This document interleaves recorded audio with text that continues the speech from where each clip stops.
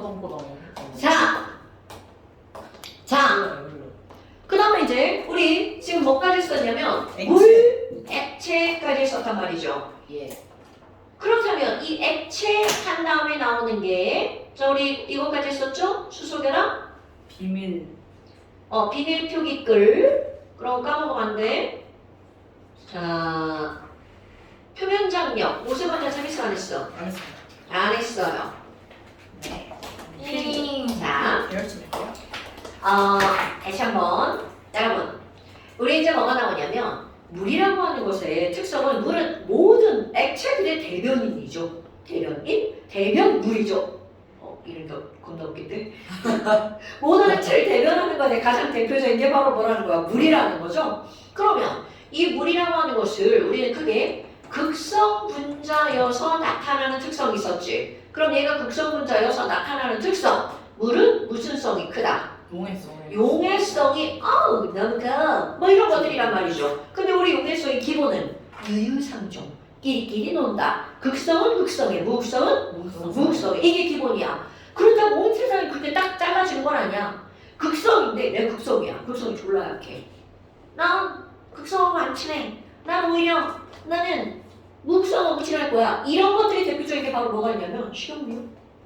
식용유는 극성 분자입니다. 그런데 극성이 매우 약해. 그러다 보니까 물하고는 안 친해. 안 녹아. 식용유가 뭐라고 안 녹는다는 거 다 알잖아요.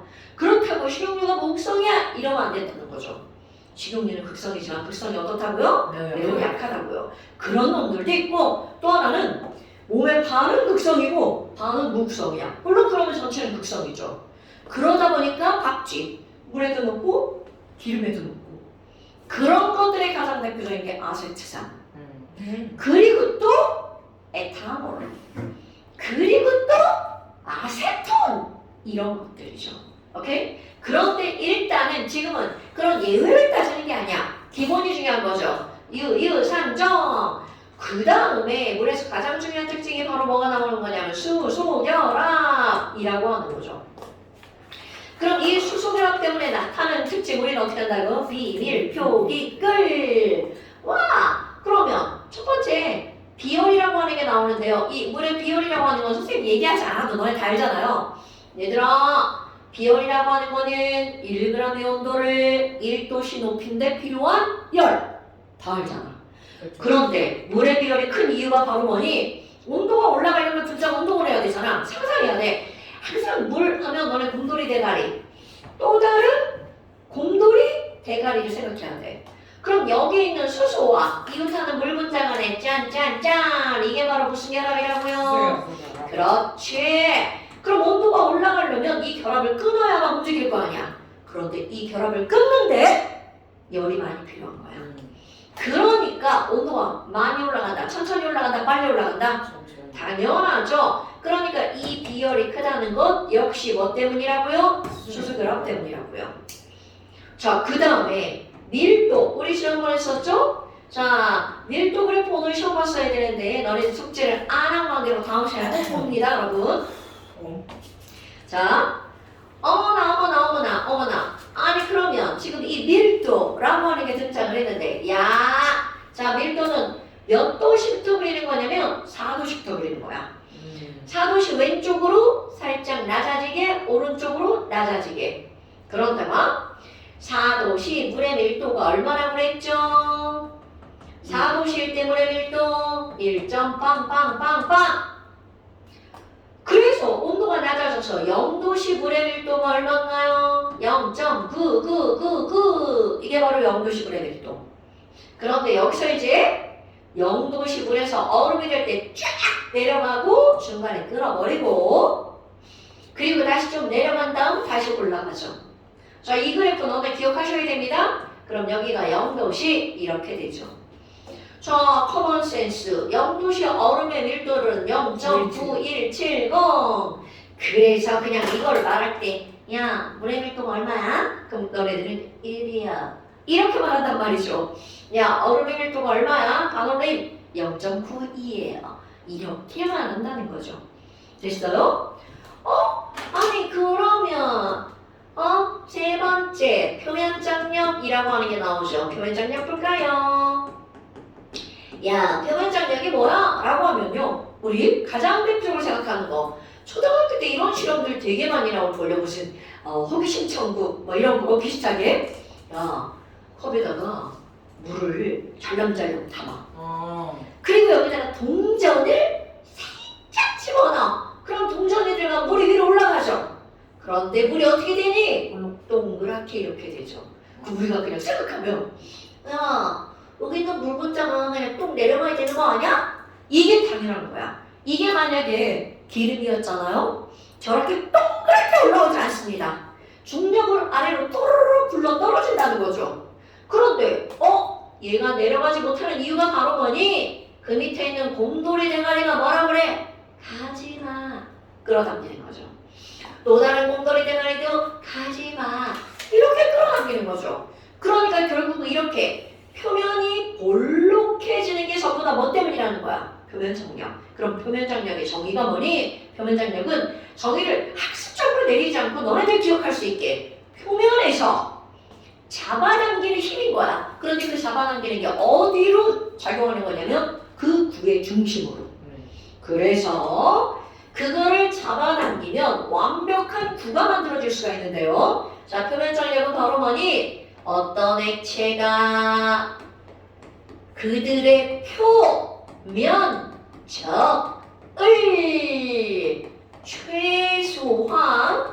최소화시키려는 힘. 이런 걸 가지고 우리는 뭐라고 하는 거냐? 표면장력. 그런데 여기서 우리의 커먼센스. 여러분, 수학. 같은 부피를 갖는 도형이 있어. 육면체, 삼각뿔, 원기둥, 이 중에서 표면적이 제일 작은 게 뭐니? 당근이죠. 그럼 표면적을 최소화시키려고 한다면 이들의 모양은 뭐가 될 수밖에 없다는 거야. 구가 될 수밖에 없다는 거죠. 됐습니까? 그래서 얘네들이 구가 되려면 어떻게 되는 거야? 동그래지는 거죠.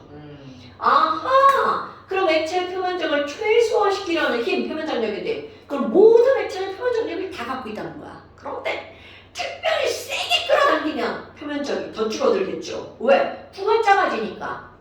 그래서 결국은 이 표면장력의 크기는 분자 간의 인력과 어떻게 한다는 거야?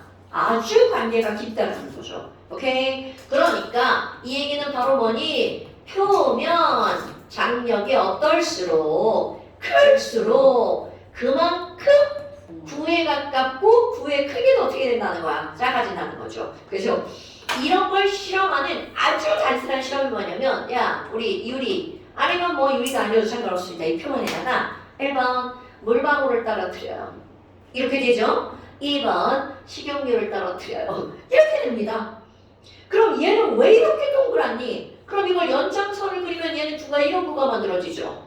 그런데 얘는 연장선을 그리면 구는 이런 구가 만들어진단 말이죠. 그러니까 누가 더 동그란 구에 가깝니? 누가 더 조그만 구에 가깝니? 당연히 이거잖아. 그러면 얘가 이걸 A라고 그리고 이걸 B라고 하잖아? 누가 표면적이 더 커? 이렇게 보십니다, 여러분. 그럼 누가 더 크다? A가 더 크다. 그러니까 이런 아주 단순한 거야. 그럼 표면장력이 예를 들 때는 다 뭐야? 동그랗게 되려고 하는 거. 가장 대표적으로 나오는 거 바로 뭐가 있니? 너는 이슬 있지, 이슬. 풀립에 이슬이 맺혔어요. 그럼 이슬이 이렇게 동그란 이유가 뭐니? 바로 물 분자의 뭐 때문이라는 거야? 표면장력 때문이다. 그렇다면 야, 공기가 오염됐어. 그럼 이 이슬에 어떤 물질이 뛰어들어가는 거야? 불순물이 뛰어들어가죠. 그러니까 불순물이 뛰어들어가면 그 이슬이 어떻게 되는 거야? 나 안 동글. 이렇게 된다는 거죠. 그러니까 이런 걸로도 대기오염이 얼마나 있는지를 알 수 있다라는 거죠. 뭐 여튼지 이런 것들도 있고요. 그 다음에 이런 것들 뭐 물 동그랗고 너네 왜 우유 옛날에 서울우유 선전할 때 한 방울 딱 떨어뜨리면 왕관 모양 이런 거 내가 선전해서 본 적 있냐? 그럼 그 왕관 모양으로 튀어오를 때 걔네들이 왕관 모양이 되는 이유가 뭐 이렇게 뚝뚝 튀어오르죠. 이런 것들도 바로 뭐라는 거야? 표면장력. 우리 물방울 떨어뜨려. 그럼 동그랗게 떨어지는 건 이건 있을 수 없는 일이죠. 중력 때문에 어떻게 되는 거야? 이렇게 떨어지잖아. 알죠? 그러면 결국 이 중력 때문에 떨어지는 이 동그란 것도 뭐 때문이라는 거야? 표면장력. 됐죠?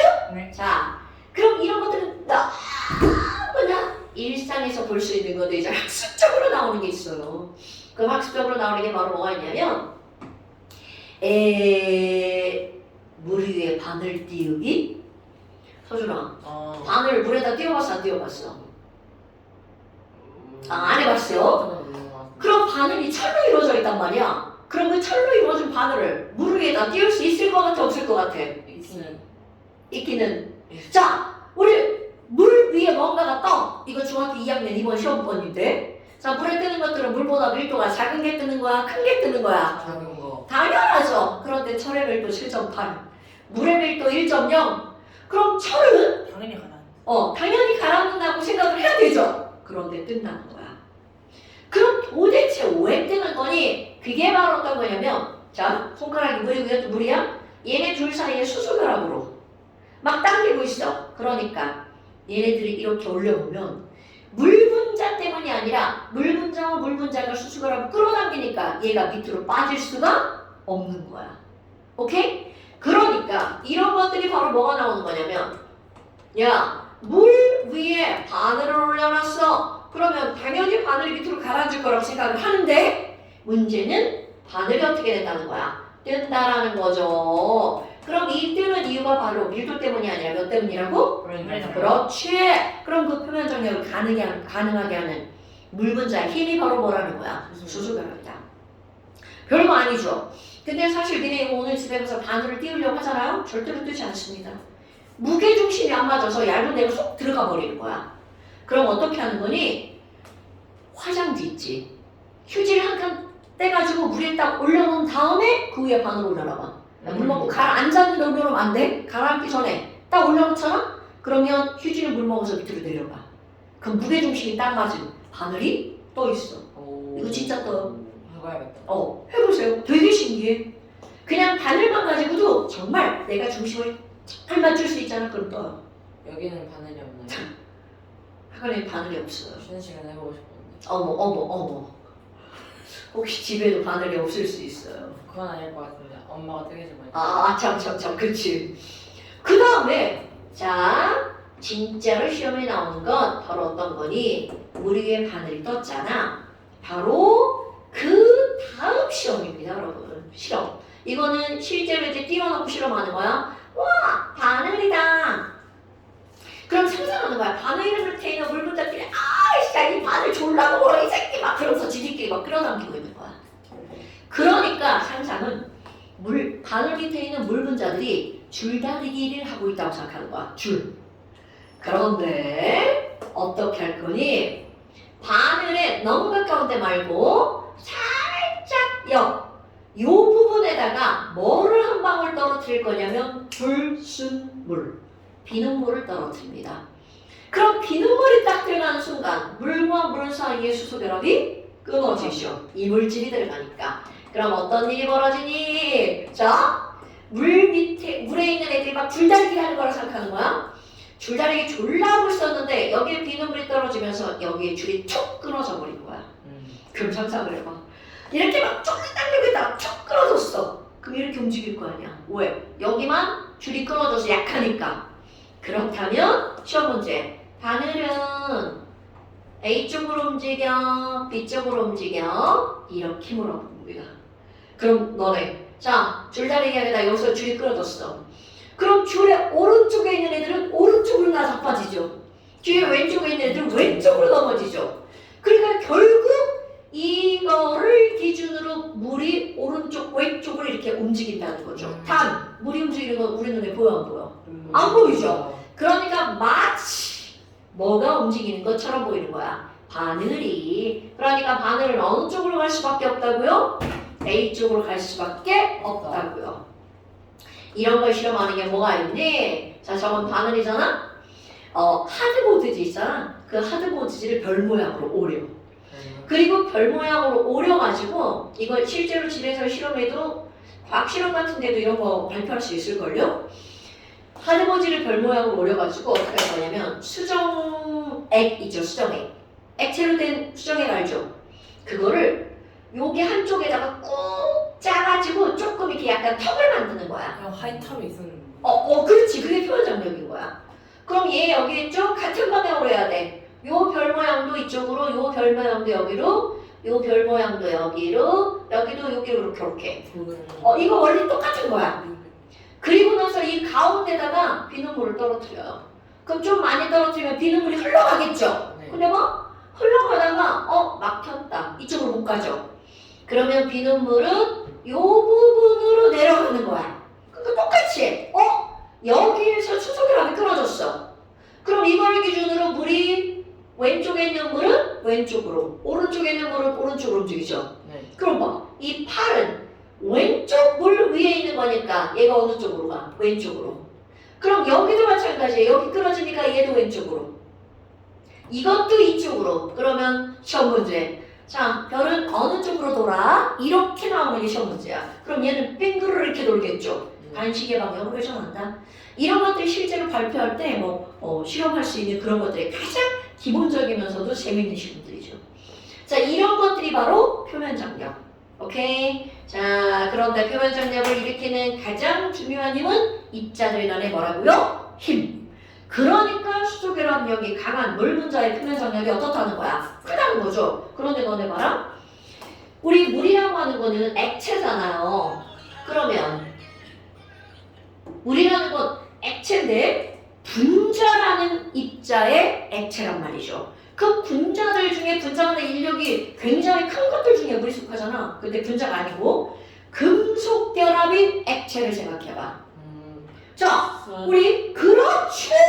여러분, 화학 결합의 금속 결합력이라고 하는 것은요, 얘는 기본적으로 분자 간의 인력보다 어떨까? 어마무시하게, 이거는 엄청나게 강한 겁니다.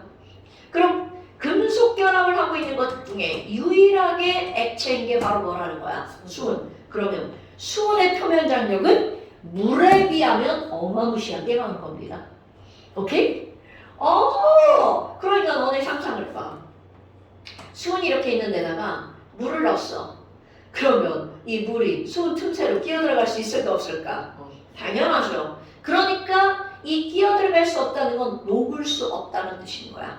그럼 이게 녹는다라고 하는 건 입자들끼리 잡아당기는 힘의 크기가 어때야 된다는 거야. 비슷해야 녹아 들어갈 수가 있는 거죠. 그게 바로 극성은 극성에 놓고 무극성은 무극성에 놓는다는 거야. 극성과 무극성이 서로 섞이지 않는 이유는 극성은 전기를 띠니까 지들끼리 끌어당기는 힘이 세단 말이야.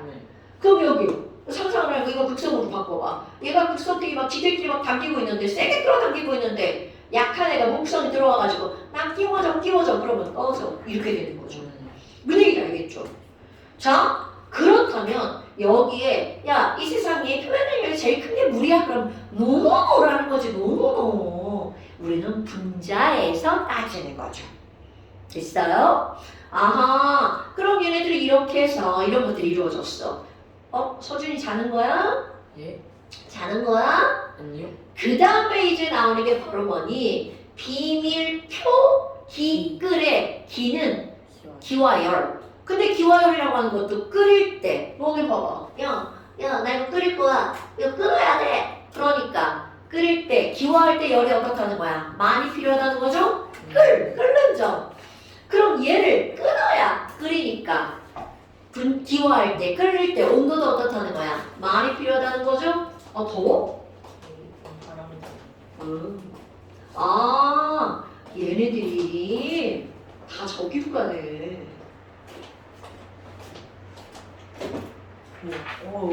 아니 잡고 있어. 잘한다. 얘네들 덥구나. 난 이거 들어온 거 봐. 이제 난 겨울이 왔어. 그렇다면 모세관 현상 한번 볼까요?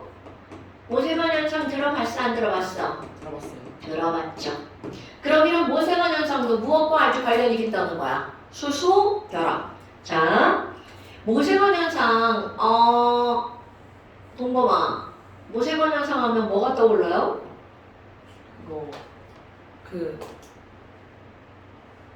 눈금 보는 거.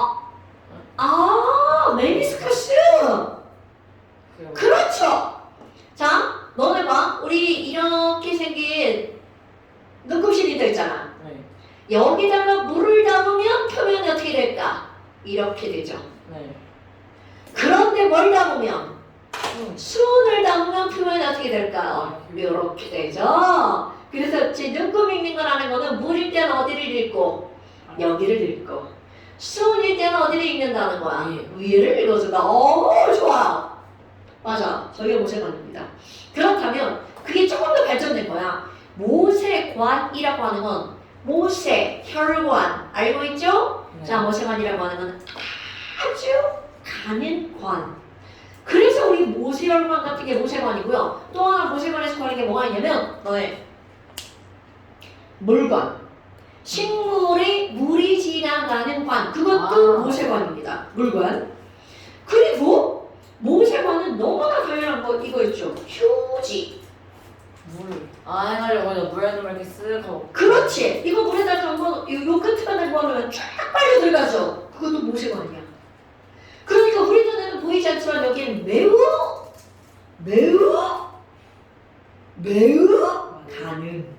가는 관이 있어. 오케이. 자, 설명합니다.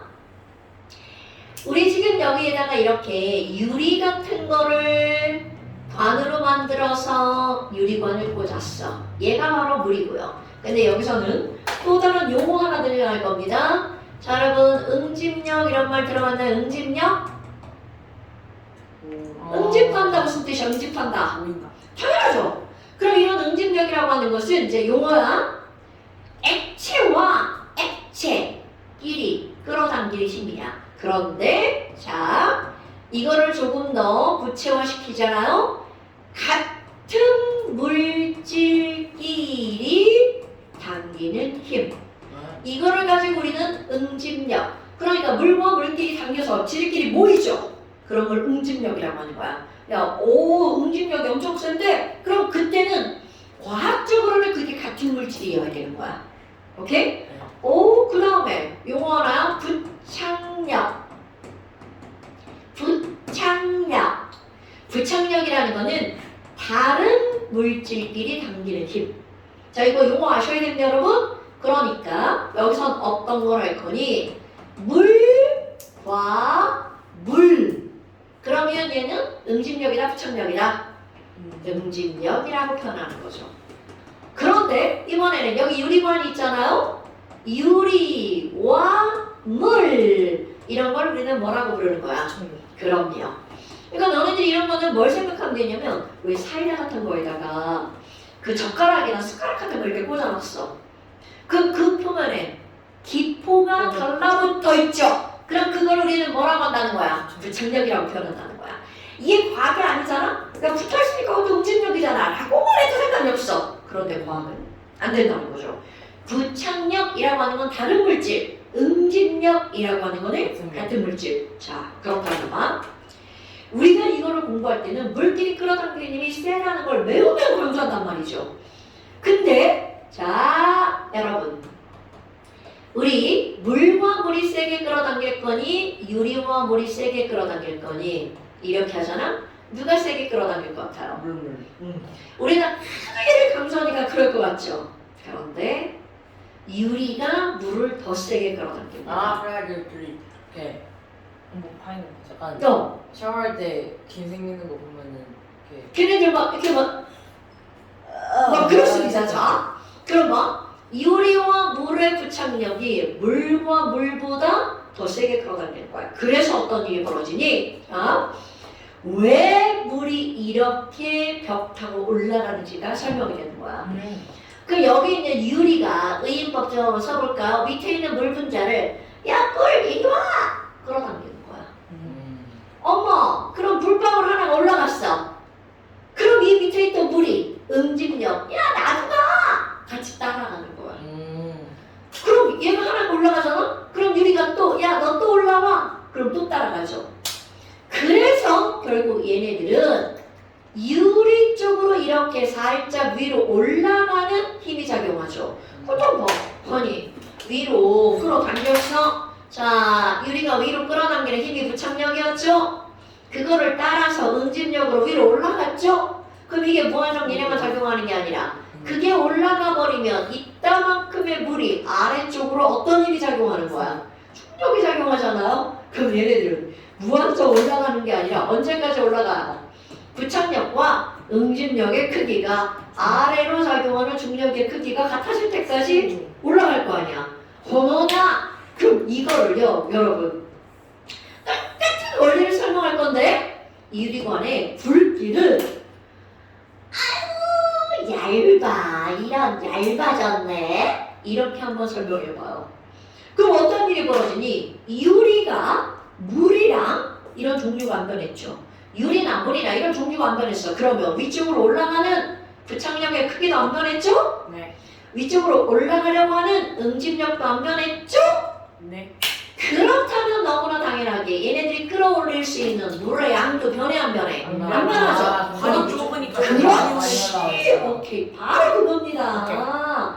그러니까 이 말은 얇으면 얇을수록 처음보다 높이 차이가 많이 생기죠. 이런 게 모세관 현상인 거야. 그러니까 봐라. 식물이 이 뿌리에서 물을 빨아들여가지고 우리나라에는 없지만 저쪽 더운 나라에 가면 식물 나무가 100m 넘는 나무가 있대. 도대체 저기부터 100m 위까지 물이 어떻게 올라가니? 라고 하는 물이 상승하는 원동력이 되는 원리 중에 하나가 모세관 현상이야. 물론 하나만으로 올라갈 수 없습니다. 어머나. 아니 그럼 결국은 관이 가늘수록 그만큼 위로 많이 올라간다는 거죠? 이런 것들이 바로 뭐냐면 모세관 현상.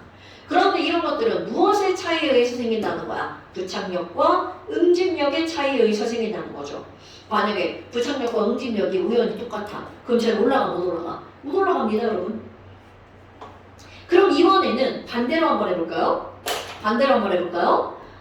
아니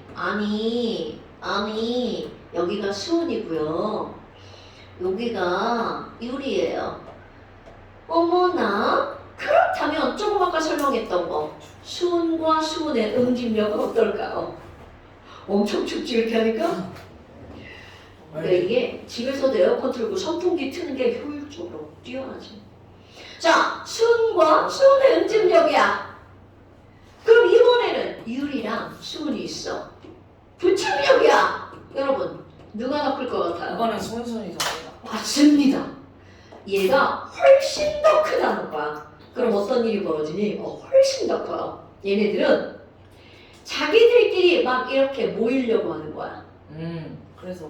그래서 내려갑니다. 왜냐면 이게 자기들끼리 뭉치는데 거기다가 아래쪽으로 뭐가 작용해? 중력이 작용하죠. 그러니까 얘네들은 유리가 끌어당기는 힘보다 자기들끼리 뭉치는 힘이 크기 때문에 어떻게 된다는 거야? 이렇게 된다는 거죠. 그래서 이렇게요. 그럼 뭉치는 힘, 중력에다가 뭉치는 힘 뭐까지? 응집력까지. 얘는 사실은 안쪽이죠. 아래쪽이 아니라. 그러니까 결국은 얘가 유리 따라 올라갈 수 있는 힘이 없다는 거죠. 자, 응집력이 부착력 때문에 부착력보다 크기 때문에 얘네들은 유리를 타고 올라갈 수 있는 힘이 없다는 거죠. 되도록이면 유리에서 어떻게 하려고 하는 거야? 떨어지려고 하지. 그런데 게다가 중력까지 작용하니까 어떻게 할 수밖에 없다는 거야? 아래쪽으로 내려갈 수밖에 없다는 거죠. 어허, 그럼 얘들도 얇으면 얇을수록 더욱더 작은 동그라미가 만들어지죠. 그러니까 표면 장력이 훨씬 더 크게 작용하죠. 그럼 위로 올라가는 것만 모세관 현상이 아니라 아래로 내려가는 것도 모세관 현상. 처음과 높이 차이가 생기죠. 이런 걸 전부 다 뭐라고 한다고? 모세관 현상이라고 한다는 거죠. 자, 그러면 위로 가느냐 아래로 가느냐를 결정하는 건 그 물질의 종류가 결정하는 게 아니라 응집력과 부착력 중에 누가 더 크냐에 의해서 결정이 되는 거. 됐어요? 그러니까 이런 것들은 깊이 나오지 않습니다. 이거 깊이 나오면 졸라 어려워요. 이거 하나만 작용하는 게 아니라 거기에 밀도 들어가죠. 뭐 엄청나게 많은 것들이 들어갑니다. 근데 우리는 아주 단순하게 자, 모세관 현상이 생기는 이유는 바로 뭐 때문이다? 응집력과 부착력의 차이 때문에 생기는 거다. 됐어요? 아하, 그럼 이게 바로 뭐라고? 얇으면 얇을수록 많이 올라가죠? 그러니까 여기도 우리 눈에 보이지 않는 겁나 작은 틈이 있다는 거죠. 오케이. 그 다음에 이거 우리 집에는 식탁에 유리가 안 깔려 있는데 식탁에 유리 깔려 있는 집이 있어. 식당 가면 가끔 있죠. 유리와 식탁 사이 거의 밀착되어 있죠. 얘네 거기다가 이렇게 해서 물을 한 방울 딱 떨어뜨리잖아? 눈에 딱 보여. 안으로 쫙 빨려 들어갑니다. 그게 무슨 완전성이에요? 식탁에 유리 있어? 아니면 덮여있는 게 있어. 그래서 진짜로 우리 집 책상. 우리 딸내미 책상. 이놈의 집에 뭘 이렇게 먹다 맨날 흘려. 거기 막 물이 안으로 들어가 있어. 물맛이 다 흘린 거야. 진짜 순식간에 쫙 빨려 들어갑니다. 틈으로 넣어야 돼. 틈으로. 아니 안 넣어도 여기 이렇게 있잖아. 물을 여기다 이렇게 한 방울 딱 떨어뜨리잖아. 그럼 그냥 쭉 빨려 들어가. 진짜 신기해. 야 그거 어떻게 닦냐고. 막 유리 틈새에다가 나 A4 용지. A4 용지가 살짝 들어가. A4 용지 딱 집어넣어. 그럼 다시 이렇게 쫙 빨려 들어오죠. 얘 모세관 현상이 더 잘 일어난다는 거죠, 종이가. 그러니까 그런 힘들의 차이가 이제 그런 걸 일으키는 거고요. 그렇다면 이렇게 물의 아주 간단한 특징들을 배웠단 말이야. 그럼 이제 실제로 이거는 화학 2라고 해도 그렇잖아요. 실제로 화학 2. 바로 그 다음 단원 증기 압력이라고 하는 게 등장합니다. 아이고. Teacher, may I go to the bathroom? 뭐래지? 그다음 저 먹어. 어디에요? 얘는 다른 걸 인쇄해 가지고 이렇구나. 모르겠다. 여기는 왜냐면 내가 완자 순서대로 나가야 돼서 모델링의 총괄서. 25쪽 먼저 보세요. 갔다 와. 강의 물다. 자전. 자전. 뭐? 자전? 자전. 난 내가 한번 들어서. 신기함요. 신기함. 신기함. 예. 자, 증기압력이라고 하는 게 나오는데요. 증기압력은 도대체 뭘 가지고 증기압력이라고 할 거니? 원하고 연결되는 거. 얘들아, 우리 있잖아.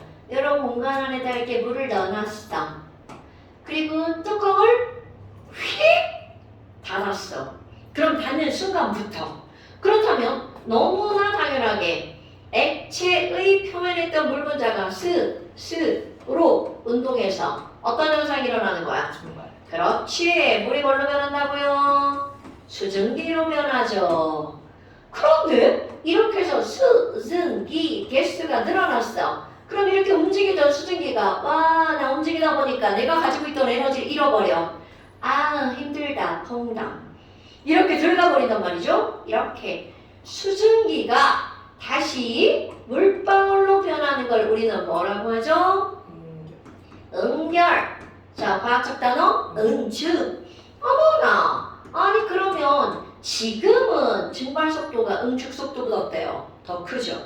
그런데 시간이 지나면 알짜 증발량이 더 많으니까 수증기 개수 더 많아지겠네요. 그럼 또 하나가 퐁당 들어갔어. 응축 속도 빨라지죠? 그래서 언젠가는 증발 속도와 응축 속도가 어떻게 된다고요? 같아져요. 그러면 증발 속도는 처음부터 끝까지 안 변하고요. 응축 속도는 점점 늘어나서 자 이렇게 그 둘의 속도가 같아질 때 서로 상반되는 두 변화의 속도가 같아질 때 우리는 뭐라고 부르나요? 와. 기억이 안 나요. 사랑이 안 돼. 큰일 나요. 자 뭐라고? 예? 뭐라고 그래서 그랬어? 평양이죠. 평양 아닌가? 맞아요. 평형이죠. 그냥 평양인 줄 알았어. 자 이렇게 서로 상반된 두 변화의 속도가 같을 때를 우리는 뭐라고 부르는 거니? 그렇지. 동적평형이라고 부른다고요. 자 그런데 이제 중요한 게 바로 뭐니? 아니 그렇다면 동적평형이 이루어졌다는 건 그 다음 상황이야. 여기까지는 화원입니다. 그럼 이제 화학투. 아니 그럼 동적평형이 이루어졌다는 거는 이 위에 있는 수증기 개수가 더 이상 변해 안 변해? 안면. 그럼 바로 그겁니다. 지금 현재 온도 T도시, 지금 부피 V.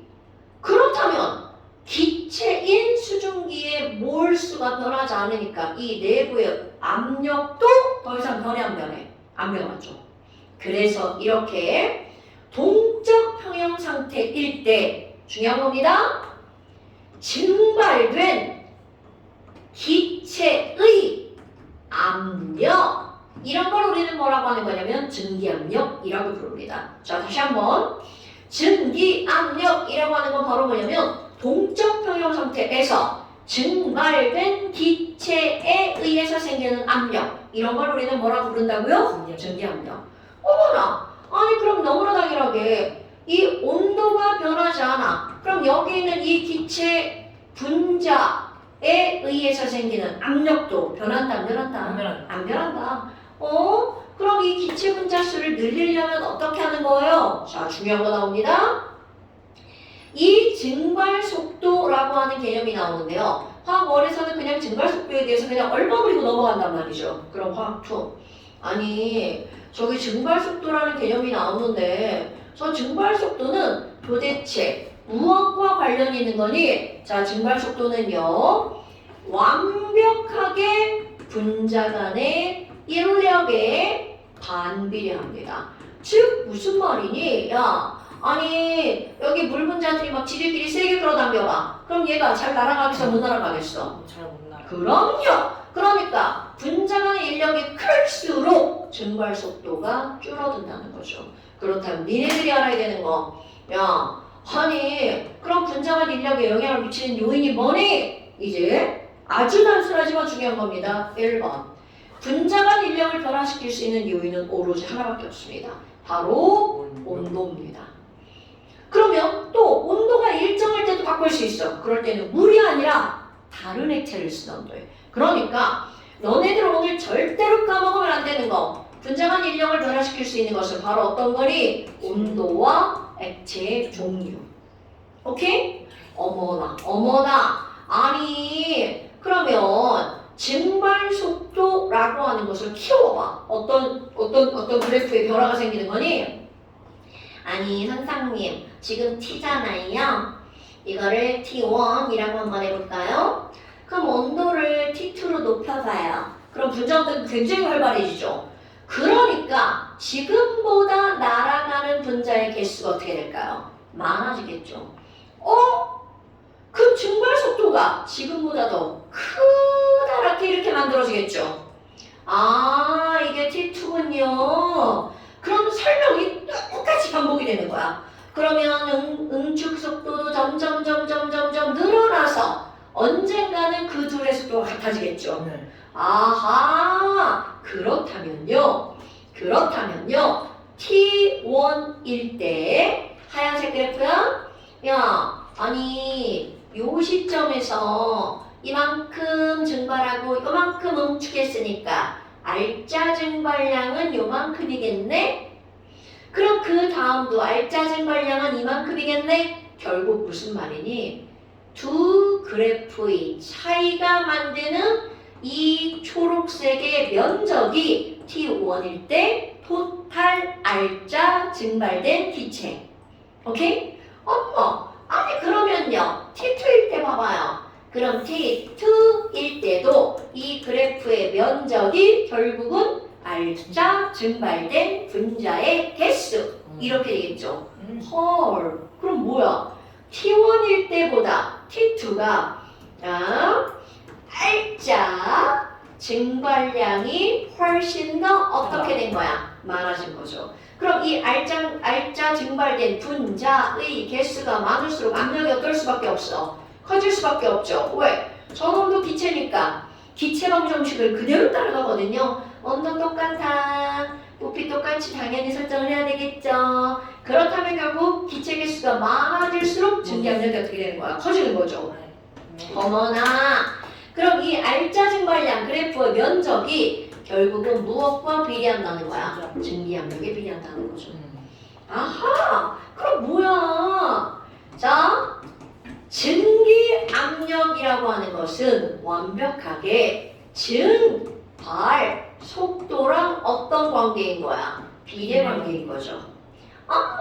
그러면 증발 속도는요. 인력이 반대로 볼까? 작을수록 증발이 더 잘 되는 거잖아요. 그러니까 얘네들은 반비례하는 거죠. 그럼 증발 속도는 분자 간의 인력에 완벽하게 어떻게 한다고요? 반비례하는 네. 거군요. 그럼 그 분자 간의 인력을 영향을 미치는 게 바로 뭐밖에 없다고? 온도와 액체의 종류. 그러면 조금 아까 얘기했던 거 T1일 때 증기압력, T2일 때 증기압력. 에휴, 그럼 선생님 우리요 온도, 증기압력 그래프를 한번 그려봐봐요. 네. T1일 때 제 면적을 했더니 요만큼이에요. T2일 때 제 면적을 했더니 아까보다 좀 커졌어요. 온도를 더 높일 거야. 그럼 더 증가하겠죠. 그래서 자, 오늘의 포인트. 온도에 따른 어떤 액체의 증기압력을 측정해서 그 그래프를 쭉 그렸어. 그리고 나서 이런 걸 뭐라고 하는 거니? 어떤 액체의 온도에 따른 증기압력을 나타낸 그래프. 이런 걸 증기압력 곡선이라고 부릅니다. 자, 다시 한번. 증기압력 곡선이라고 하는 거는 어떤 액체의 온도에 따른 증기압력을 나타낸 그래프. 이런 걸 뭐라고 부른다고요?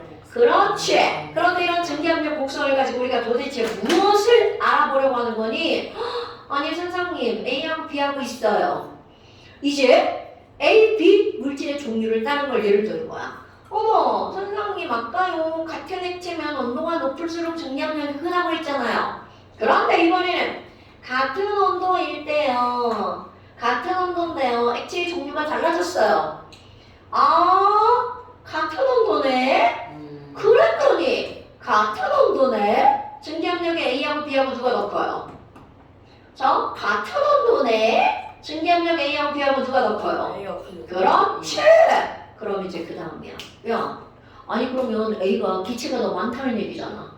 그럼 A가 잘 날아간 거야? 못 날아간 거야? 잘 날아가. 기체가 많으니까 잘 날아간 거죠. 그럼 잘 날아갔다는 거는 자기들끼리 잡아당기는 게 약하니까 잘 날아간 거죠. 군단이에요. 그렇지! 여기서 이게 포인트인 거야. 증기압력이라고 하는 단어를 배웠죠? 그럼 온도에 따른 증기압력 곡선을 여러 글자를 써놨어. 그럼 증기압력이 클수록 분자 간의 인력이 약하다는 거잖아요. 그러니까 그 다음인 거야. 야, 분자 간 인력은 A가 넣고 B가 넣고 B.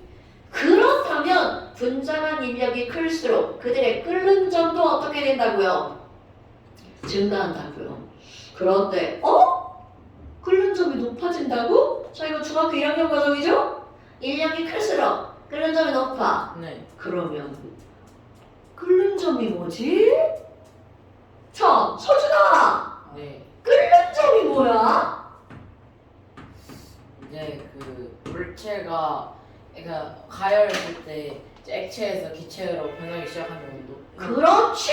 그게 우리 중학교 때 내리는 거죠. 자, 액체가 기체로 변할 때의 온도.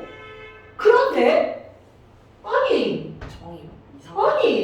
이상한데? 우리 그냥 물을 내비둬도 여기서도 그냥 기체로 변하잖아. 근데 그것을 끓는다라고 표현하지 않죠. 그렇다면 이제 우리 끓는다라고 하는 것의 정의를 어떻게 내리는 거니? 여러분, 액체가 요렇게 있어. 그럼 분자운동에서 그냥 날아가는 걸 우리는 끓는다라고 표현하지 않는단 말이죠. 그렇다면 얘를 가열을 했어. 그럼 밑에 있는 가열을 한 요곳에 있는 물의 온도가 뜨거워질 거 아니야. 그럼 뜨거워지면 분자가 운동을 하죠? 그럼 운동하니까 상상해야 돼? 그럼 내가 차지하는 공간이 넓어지죠. 그러니까 그게 우리의 눈에는 뭘로 보이는 거냐면 기포방울로 보이는 거야. 너네 물 끓일 때 상상해봐. 밑에서 뭔가 올라오죠. 그런데 착각하면 안 되는 게 있어. 처음에 그걸 올려놓자마자 한 1, 2분 있다가 기포가 올라오잖아요. 그것은 절대로 이기포가 아니야. 물 속에 녹아있다. N2, O2, CO2 이런 애들이 뜨거워서 올라가는 거야. 그런데 이제 그런 거 막 송송송송 올라가는 거 말고 그게 다 어느 정도 날아가고 나면 요 열원 근처에 있는 물 분자들이 막 움직이기 시작하는 거야. 그러니까 걔네들이 기체로 변하는 거야. 그래서 이 안에서 막 수증기가 움직이고 있는 거야. 그럼 밀도가 작으니까 기체니까 얘가 어디로 가? 위로 올라가죠. 근데 문제는 바로 머리 위로 올라가다 보면 이 위에 있는 물과 바깥쪽에 있는 공기가 애를 못 올라오게 어떻게 해? 암적으로 눌러버려. 그럼 어느 정도 올라가다가 안에서 뿅 하고 사라져. 터진 거야. 근데 더 가열했어. 그럼 더 가열한 얘가 어떻게 기포가 더 커지죠? 그럼 아까보다 더 높은 곳까지 올라가서 터지는 거야. 그러다가 이거를 더 가열해서 이 기포방울이 여기까지 딱 올라가는 순간을 우리가 뭐라고 표현하는 거니? 끓었다라고 표현하는 거야. 되게 신기하죠? 그렇다면 얘가 여기까지 딱 올라갔다는 얘기는 바깥쪽으로 나가려고 하는 거죠. 오케이? 그런데 만약 바깥쪽에서 누르는 힘이 더 셌다면 얘는 바깥쪽으로 나가겠어 못 나가겠어? 당연히 못 나가죠. 그런데 여기까지 딱 왔다는 것은 바로 무슨 얘기니? 나가려고 하는 힘과 바깥쪽에서 누르는 힘이 같을 때까지 도달하는 거야. 이렇게 해서 바깥쪽으로 딱 나가는 걸 우리는 끓는다라고 표현하는 거야. 이건 당연히 우리 중학교, 초등학교 때 이런 설명을 안 하죠. 그렇다면 뭐라고 설명할 거니? 자, 안쪽에 있는 이 공기가 기포방울이 이 표면까지 올라왔죠.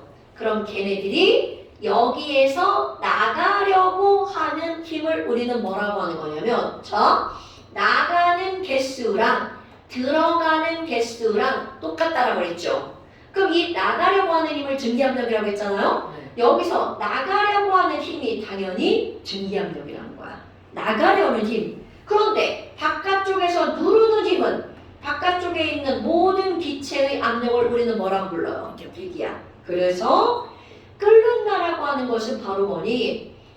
안쪽에서 나가는 증기압력과 바깥쪽에서 누르는 대기압이 딱 같을 때를 우리는 끓는다라고 표현하는 거야. 그래서 이거는 외울 겁니다. 외울 겁니다. 자, 외울 겁니다. 끓는 점의 정의. 끓는 점이란 어떤 액체의 증기압력과 바깥쪽에서 누르는 대기압이 어떨 때, 같을 때, 그때의 온도를 우리는 뭐라고 하는 거냐면 끓는 점이라고 정의를 내리는 거야. 다시 한번요. 여러분, 끓는 점이 뭐예요? 액체의 뭐와? 증기압력과 바깥쪽에서 누르는 대기압이 그렇지! 그러니까 우리 끓이는 방법이 두 가지가 있어요. 와, 여러분 지금 25도씨야. 25도씨야. 그럼 얘가 나가는 힘이 화살표 2개인데 누르는 힘이 화살표 5개야. 그럼 얘는 끓어 못 끓어? 절대로 못 끓어요. 그럼 끓이는 방법? 끓여. 그렇지! 바로 그겁니다. 나 대기압을 줄여가지고 낮춰. 똑같이. 그렇지! 아니면 얘를 가열해. 그래서 그렇지! 바로 그거야. 그러니까 끓는다는 건 무조건이야. 대기압이 얼마든 온도가 얼마든 그게 중요한 게 아니라 나가는 힘과 누르는 힘의 크기가 어떨 때? 같을 때.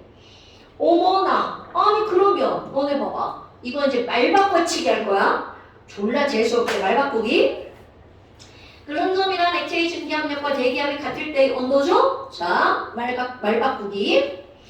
액체의 증기압력과 대기압이 같을 때, 액체의 증기압력과 대기압이 같을 때, 그때 온도를 뭐라고 부른다고요? 끓는 점. 자, 그래프가 이름이 바뀌는 거야. 원래 그래프는 온도에 따른 증기압력 그래프였죠.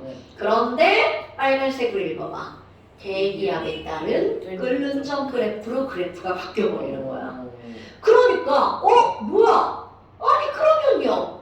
이거는 몽땅 다 끓는 점 그래프라는 건가요? 맞습니다. 그런데 너무 웃기잖아. 나 이거 물이라고 할 거야. 여러분 다 알고 있죠? 물의 끓는 점 몇 도시야? 100도씨. 당연하죠. 그럼 이 그래프에 따르면 물의 끓는 점은 20도야 라고 해도 상관이 없다는 뜻이죠. 단 대기압이 달라지죠.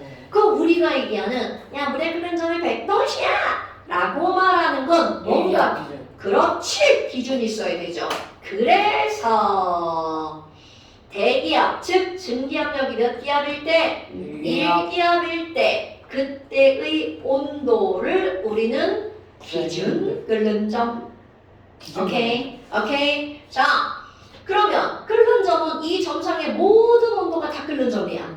그런데 우리가 말하는 100도씨라는 건 바로 뭐니? 액체의 증기압력과 대기압 즉 대기압이 몇 기압일 때 1기압일 때 그때의 끓는 점 이거를 우리는 뭐라고 부른다고요?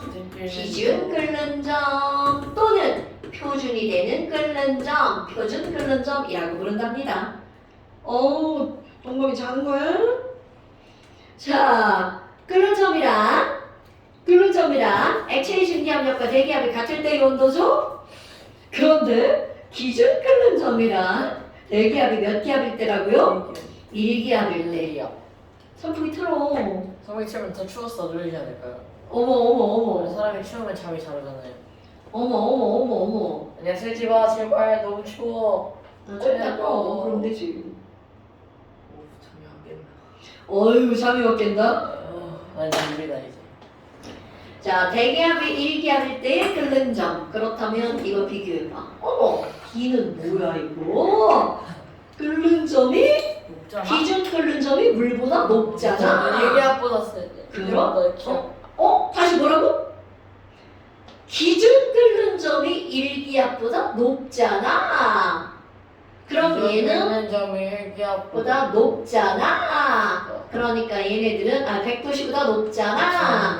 분자간 인력이 B보다 어떻다는 거야? 크다는 거죠. 오케이. 자, 그럼 너네 이거 또 말 뒤집기 한번 해볼까요? 여러분.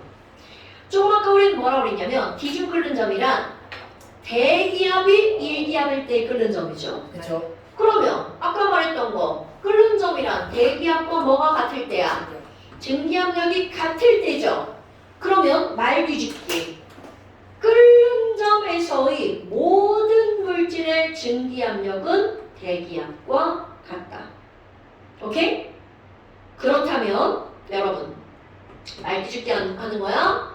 어떤 액체가 끓고 있는 동안의 증기압력은 뭐와 같다? 대기압과 같다.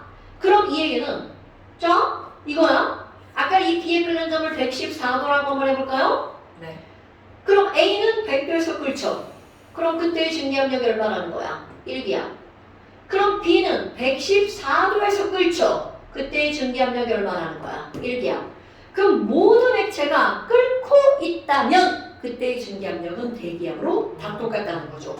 이게 시험 문제. 온도가 중요한 게 아니야. 자, 에탄올 끓는 점 몇 도시죠?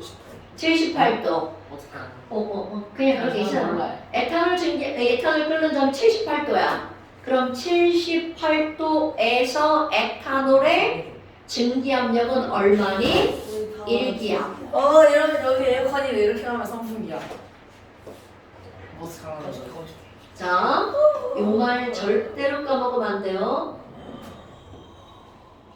이거 엄청 중요한 문장입니다. 끓고 있는 동안에는 그 액체의 증기압력은 뭐와 같다? 대기압과 같다. 노. 아닌가? 이것인데? 50분이네. 자, 아유, 완자 터보세요. 야, 니네 혹시 일요일 날 밤에 8시 10분에 공부 안 해. 농구. 난 되긴 되는데. 세상에 제일 중요한 농구래. 저녁 먹으면서 러닝맨 한 편 쭉 보면 딱 나네. 런닝맨 아직도 봐? 네, 저 러닝맨 되게 좋아해요. 일요일마다 보는데. 야, 그거 너 아기 때 보던 거 아니야? 잠시만요. 여기 아직 안 보면 아세요? 거기가 아니야. 이게 야, 92조. 책이 에? 저하고 92쪽이라고? 저하고 달라져서 그래. 러닝맨 생각 아세요? 92페이지 아니야. 어. 60페이지야. 액체. 런닝맨 옛날에 있던 거잖아. 요즘도 해요. 자, 그래서 57페이지 숙제. 이거 진짜로 진짜 맞는데. 이제 집에 안 보내. 60페이지 숙제. 이거를 빌미로 학원을 빼나? 어머. 어? 아, 선생님 숙제 안 학생이 안 했어요. 보여줘서 못 가요. 이렇게. 66페이지. 67페이지. 장난 아니었어. 68페이지 12번까지. 아, 문제 되게 쉬워요. 엘라. 그런데 어떤 거랑 먹을 거냐면 10번 봐봐. 아, 정말. 지금 이게 증기압력 측정하는 방법이야. 키우기 어렵다. 자, 첫 번째 그림을 보니까 수은 기둥을 이렇게 해놨어. 이거 수은이라고 하는 이거는 중력이 겁나 크죠. 네. 자, 상상해야 돼, 여러분. 이런 시험관에다가 수은을 가득 채웠어. 그리고 이거를 이렇게 덮어놨어. 그럼 수은이 무거우니까 중력 때문에 아래로 내려가죠. 그래서 이거 최초로 진공을 만든 사람이 토리첼리래. 놀이 따르기. 이게 원래 가득 차 있었는데 내려갔으니까 여기는 아무것도 없다는 얘기잖아. 자, 이 상태가 그래서 진공. 그런데 거기다가 어떤 사람이 이렇게 주사기로 액체 A를 여기다 놓은 거야. 그리고 주사기로 삑 하잖아. 자, 주사기 끝 봐봐. 저 위에까지 갔어. 중간에 멈췄어. 중간. 네, 멈췄지. 근데 상상을 해봐라. 그럼 액체를 삑 했는데 중간에 그럼 액체 A가 이렇게 있는 거잖아. 근데 아까 뭐라고 그랬냐면 아, 일도. 이 액체 A와 수은은 섞여 안 섞여? 안 섞인다. 그런데 밀도가 작아. 네. 그러니까 얘는 어디로 올라갈 수밖에 없어? 위로. 위로 올라갈 수밖에 없는 거야.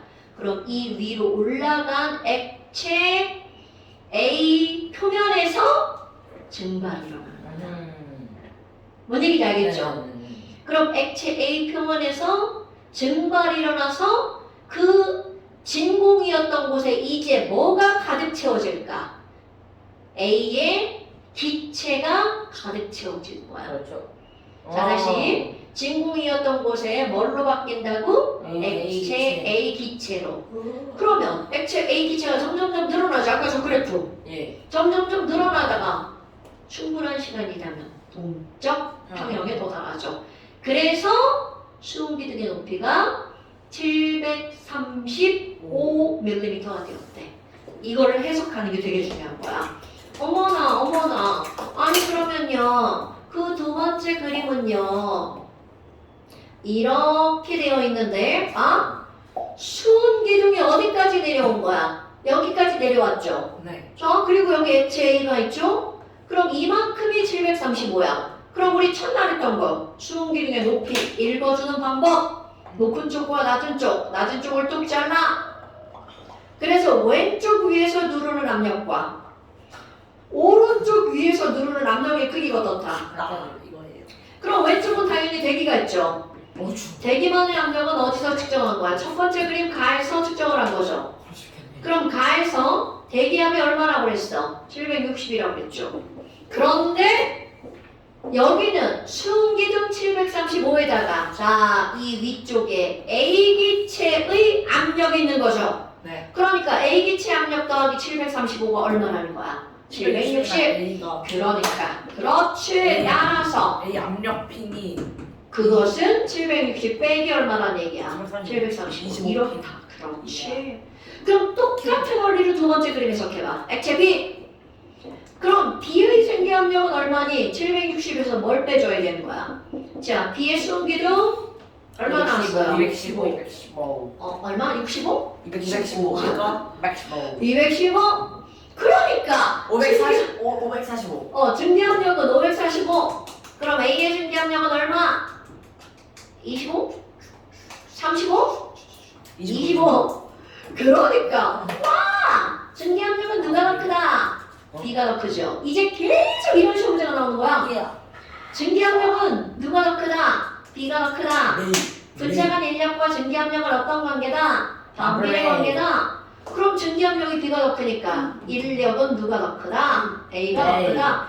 이제 이 단어는 계속 이런 것들이 등장할 거야. 그거 아니죠. 증기압력과 분자간 인력. 그래서 B의 진경력은 540. B의 증기압력은 50도니까. 545다. 맞죠. 그거는 개소리죠. 맞는 말이죠. 네. 잠깐. 뭐가요? 50도. 50도씨에서 B의 증기압력은 원래 그거보다 25도 커야 되죠. 그렇죠. 바로 그런 겁니다. 다행이다. 어때요? 그러니까 어려운 내용은 아닌데 만약에 이런 걸 배우지 않잖아? 그럼 뭔 개소리지? 내용 자체는 어렵지 않습니다. 자, 그래서 숙제 꼭 하셔야 되고요. 그 다음에 잠시. 오케이. 자, 이제 잠시 안 하면 집에 못 가요.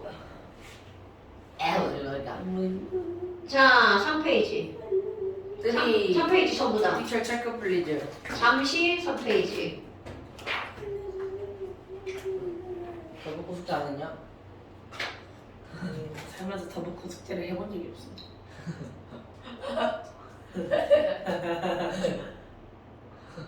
저뭔 개소리죠? 잠깐만. 살면서 너무 숙제를 해야겠다. 다 놓고 숙제를 했는데. 너무 숙제를 왜 해? 보잉 12호, 보잉 11호, 보인다 보잉 1기, 보잉 2기. 자, 노란 책이니까 노란 걸로. 뭐예요? 버리지 말고. 아, 그런 의도가 맞춰져 있고.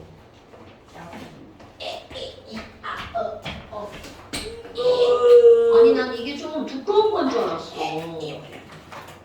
이게 좀 두꺼운 건 줄 알았더니 이렇게 팔랑거리는 거였어. 랑팔랑. 랑팔랑. 어쩐지 싸더라. 근데 레드북도 있어요. 레드북도 왜? 레드북은 예전에 있었는데 색깔이 별로 마음에 안 들어가지고. 왜? 어이구.